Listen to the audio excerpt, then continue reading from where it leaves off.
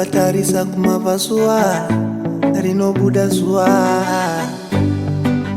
rinozongodoka ndisi kukumanikiza asi andidiuza nyuwe shandisa nguwa nemukana nguwa uchinayo chese chaungaita usati wachichinja uweisa umanja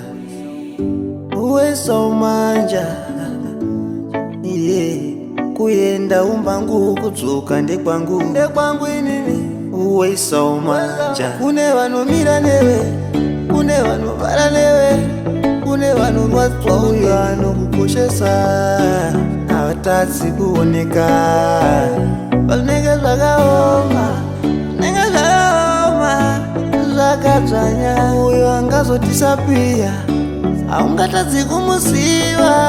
Zvandiri kuti ndiwe uyo ndiwe ari kufambira mumutunhu nemako.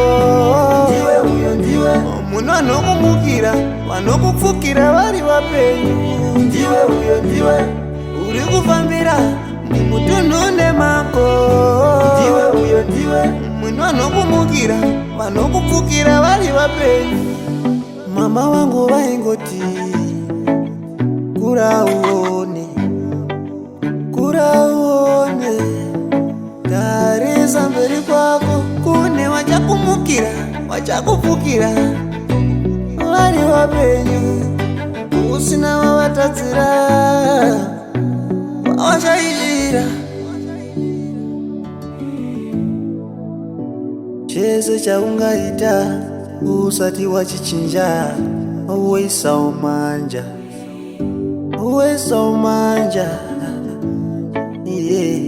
kuyenda umbangu kudzuka ndekwangu inini uweisa umanja. Kune vanomira newe, kune vanovara newe, kune vanorwadzwa uyo anokukoshesa havatadzi kuoneka. Vanenge zvakaoma zvakadzvanya uyo angazotisapiya haungatadzi kumuziva. Zvandiri kuti ndiwe uyo ndiwe ari kufambira mumutunhu nemako. Ndiwe uyo ndiwe muno vanokumukira vanokupfukira vari vapenyu. Ndiwe uyo ndiwe uri kufambira mumutunhu nemako. Ndiwe uyo ndiwe muno vanokumukira vanokupfukira vari vapenyu.